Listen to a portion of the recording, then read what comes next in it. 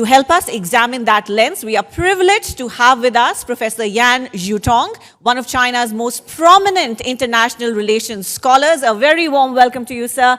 Can I request you to join us on the stage? And chairing this conversation is veteran journalist and commentator Veer Sanghvi, someone whose insights on politics and power have shaped public discourse for decades. Mr. Sanghvi, if we can request you to join us as well. Applause is always welcome. Yes, thank you.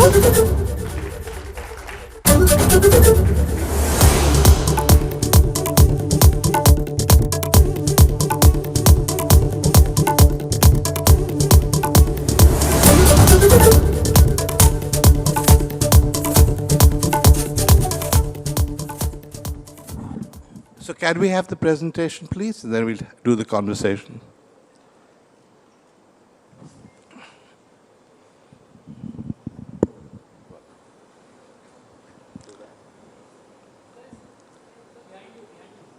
I know. Like to do over here? There? Is there anywhere we can sit here? The presentation is right behind you, sir. Yeah, Okay. I think I have to stand there to see it. Please. We'll get up and Cannot we'll to see it.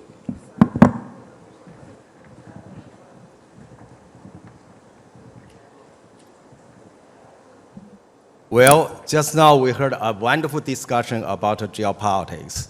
And in the last week, I'm sorry, I forget to show my greatness to the PBA network. I'm sorry for that. I've been in this country for a week. During the week, and seemed to me, everyone talked to me about AI. From my understanding, and now we are in a digital age.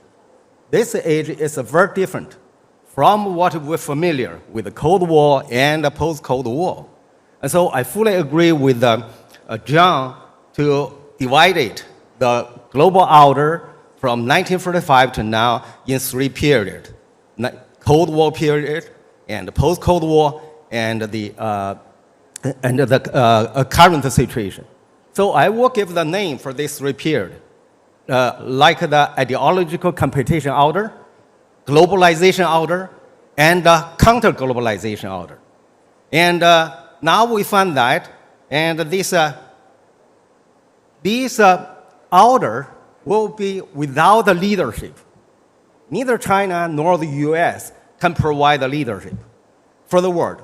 And neither China and the US can provide joint leadership for the world to shape the global order. Well, this order, why this order so different from before?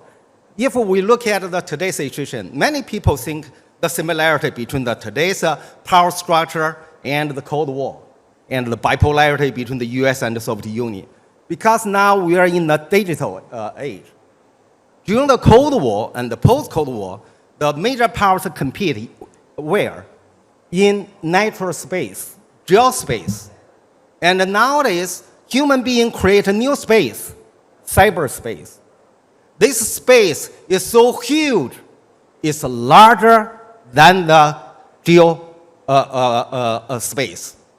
And in this space, and this space do not only closely related to the wealth, also relate to the what? To the security.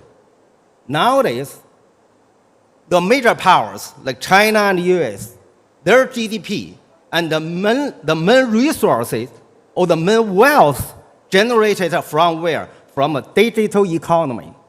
The digital economy heavily rely on or carried out, implemented in the cyberspace, not the natural space. I do not mean these two spaces separated. They're connected together, but then you will find that human beings and generate more and more wealth from the cyberspace, and their security, I mean national security, individual security, all dominated gradually by the technology in cyberspace.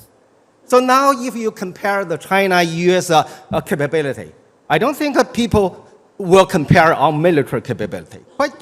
That's a big gap of military power between China and the US.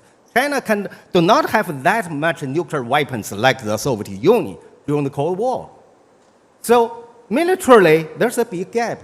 why why the Trump regard China as a peer competitor? My understanding is a technology.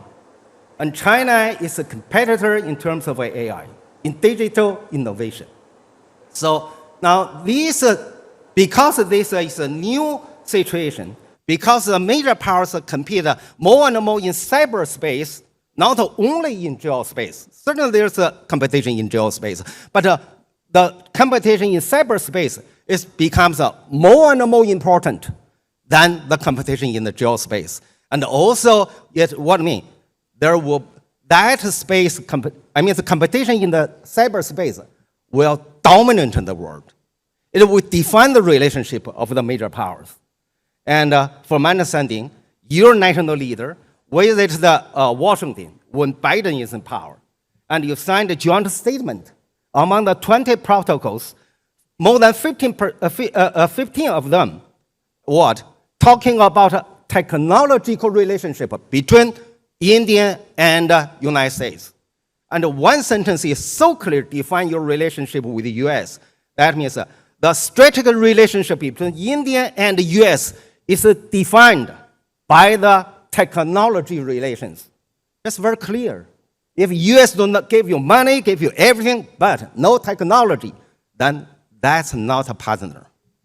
So here, I want to say, now in the future, we are going to see a global order, and both in cyberspace and geospace, actually, the geospace will become more important than natural space. Second one. Okay. Currently, there's two clusters, shows that most of the American AI companies, they do business among themselves. Most of the Chinese AI companies, they do business among themselves. What do I mean? UN General Secretary Guterres has predicted the world, the digital world will divided into two markets, two sets of technology standards. This is what we are going to see. The major competition between China and the US is no longer ideological expansion. It's not a geopolitical competition. Mainly it's a technological competition. The competition of what? Technological innovation, to see who can invent new technology, digital technology, more advanced AI than the other side. So anyone will dominate the cyberspace will win this competition.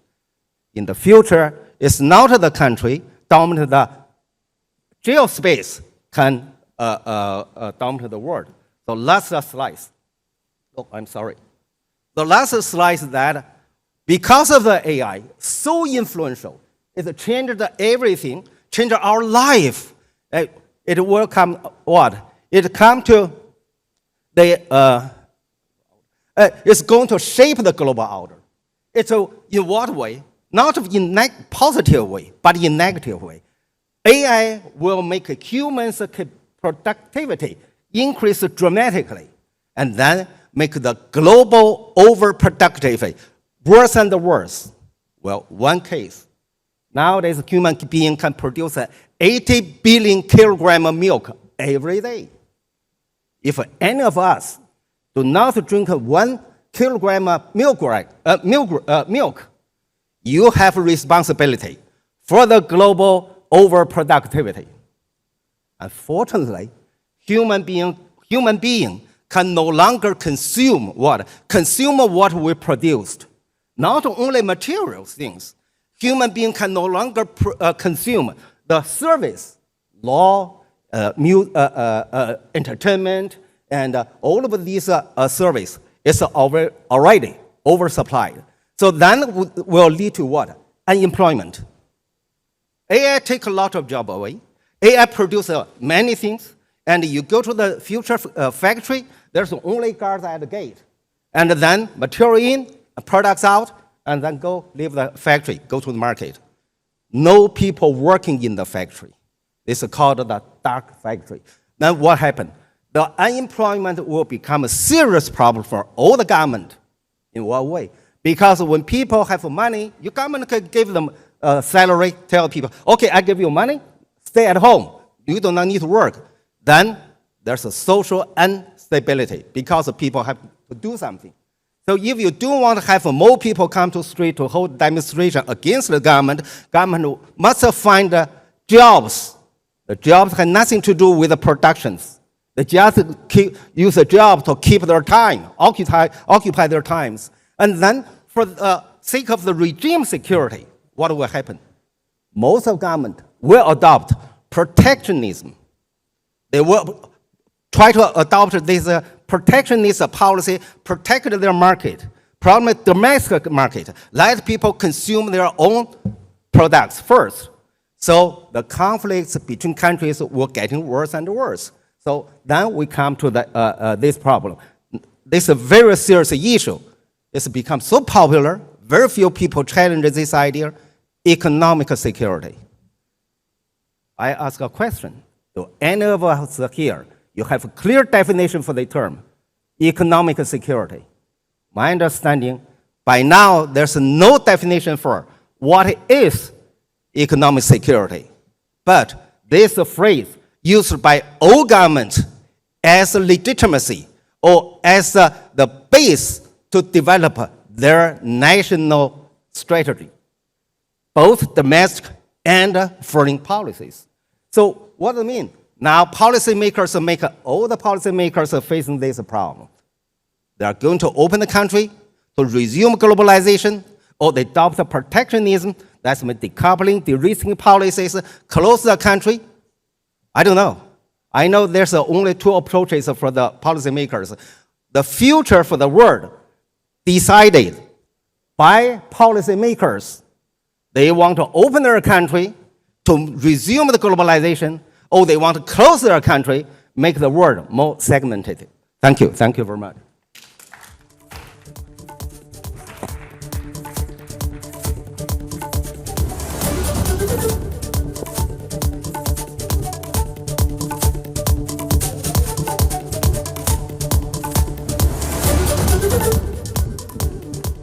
Okay, Professor, we have, I think, 15 minutes to discuss this, but which is normally enough, but given that you've just told us effectively that the world is going to come to an end, it's probably not enough. But still, I'll try what you said. Sure. The first hypothesis I picked up was that we shouldn't look at war in terms of weaponry and armies, because that's not how war will be fought in the future.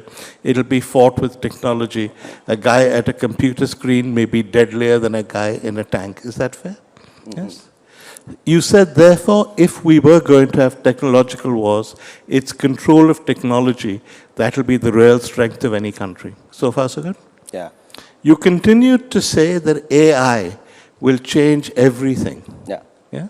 It'll change it to the extent, perhaps, that people will not have jobs, they may not have food because machines will be doing that work, and governments will have to cope with that. So far, so good? Mm-hmm. Yes? You then went on to say that in such a situation, how will governments respond? Will they respond with protectionism? Yeah. Will they try and hold on to what they have and say, we don't want anything to go out? Will they try and keep other technologies out? Or will they find a way of coping? That's not inaccurate what I'm saying? Yes. All right. So now let's go back to the beginning. When do you think this AI revolution and warfare will actually be visible? I know it's begun already, but when, how long do we have to wait for it to really happen? Okay. Well, in 2019, I published an article under the title, The China-US Competition in the Early Stage of Digital Age. So I think this AI issue becomes really intensive, and in last, mainly through the COVID-19, or after COVID-19. Okay. Now, after COVID-19, and then people find that AI do not only a special instrument can improve our human capability and in terms of production, but then he may have some kind of capability go beyond the human control. Now, from my understanding, there's a lot of discussion. Even yesterday, I read the Indian newspaper. Some schools, they forbidden kids to use a cell phone, smartphone in the school. Yep. So they already find that the AI do not only disturb the market, it disturbs the human's mentality, and morality, and the culture. So from my understanding, now we moved into the world, this new order, a lot of things so new that we not experienced. We have to understand it, what it is, and then we know how to handle it. For instance, let alone there's a competition between major powers about the AI innovation. But you see the Trump administration actually start from the Biden. They adopted the small yard and high funds to contain China's technology. From my understanding, the U.S., I agree with John, the U.S. will continue the containment policy against China, but my understanding mainly is not a geopolitical contain, technology contain. Contain China's technological progress. They worry about China will catch up with the U.S. in terms of technology, not as of the land or the other military capability. So what does it mean? It means that we are going to face a new life, new relations. You find that the AI do not have a strong impact on the relationship between countries, between parents and children. Yeah. So what do I mean? This time, if we want to understand how new the coming order, not only looking for the power structure, power structure, the capability of material things, you have to look at look at the inside to see the content and how much the impact our morality and the spirit.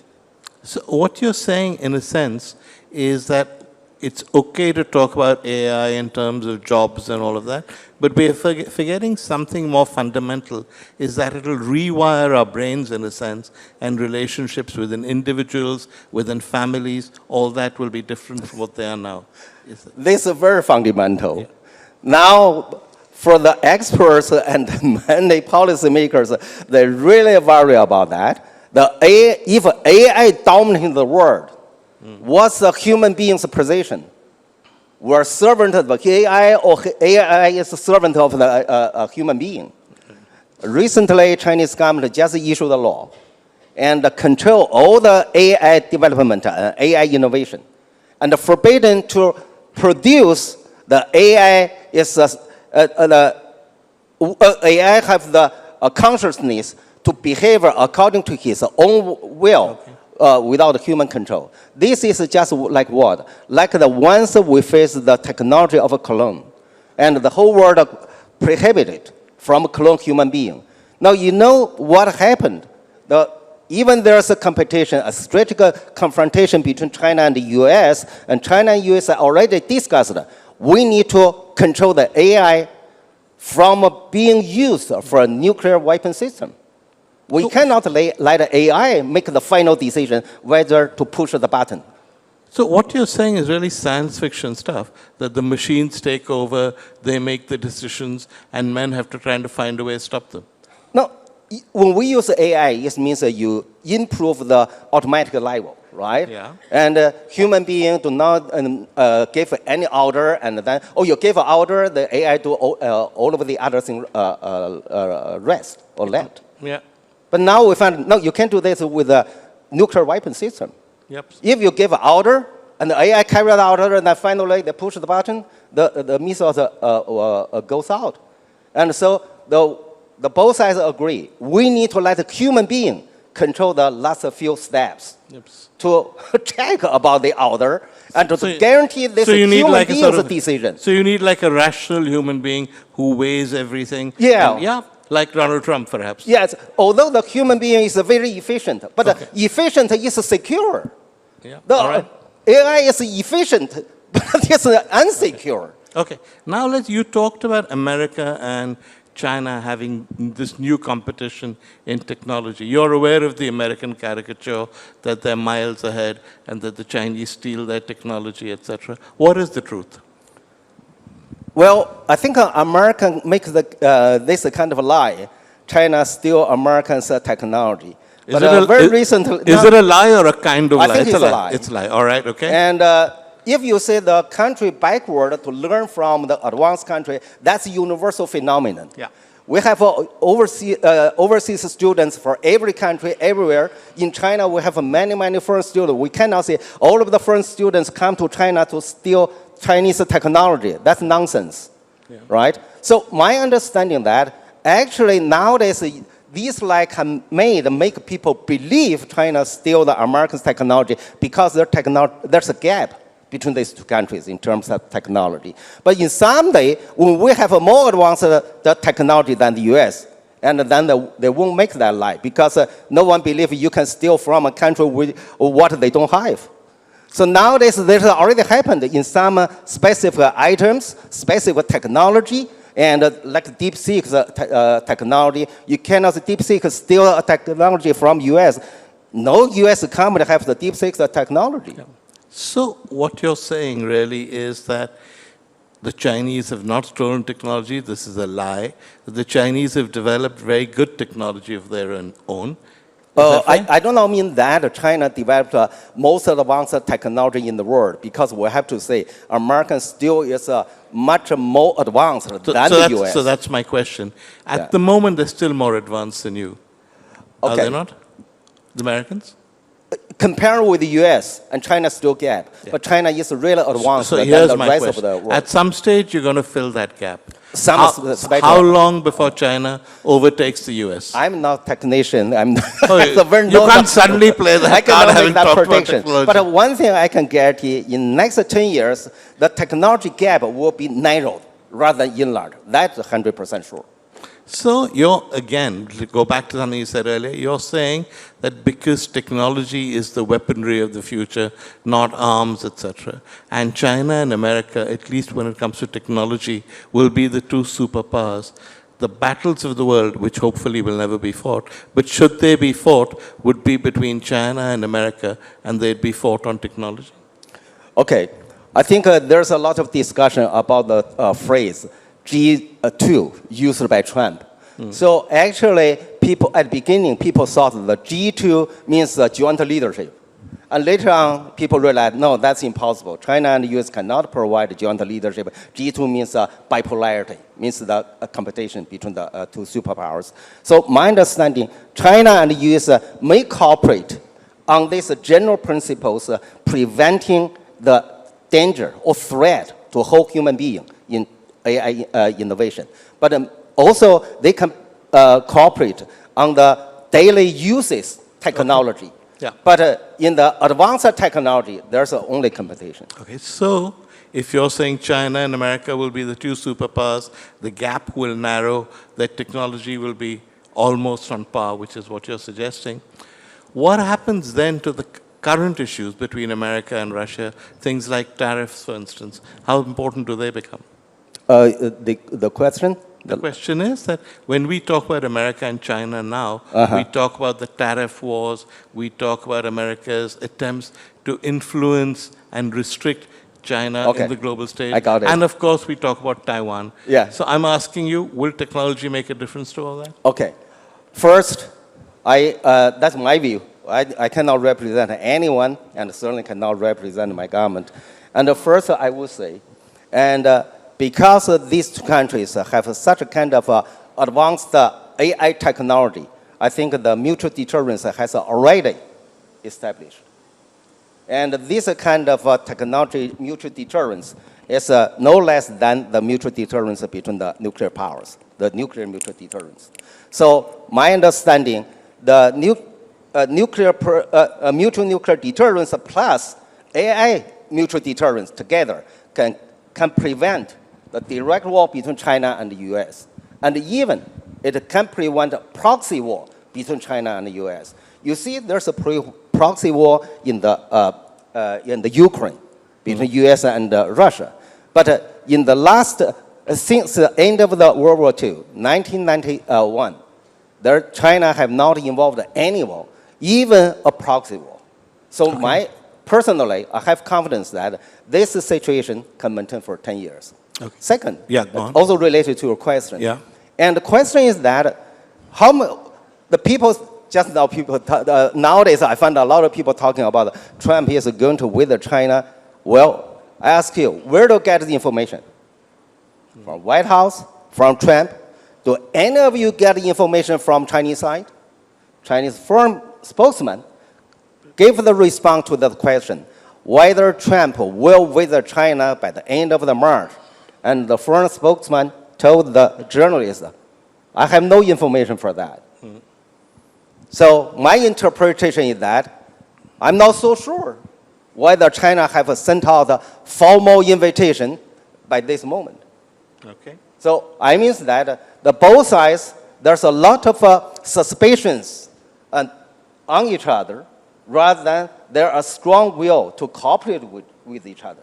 But then you find that, and just the week before I came here, Chinese foreign minister visited your country, meet with the foreign secretary. Yep. And then, according to my information, unreliable information, that China-Indian relationship will be improved dramatically in this year, 2026. By the end of this year, you will see our bilateral relationship much better than last year.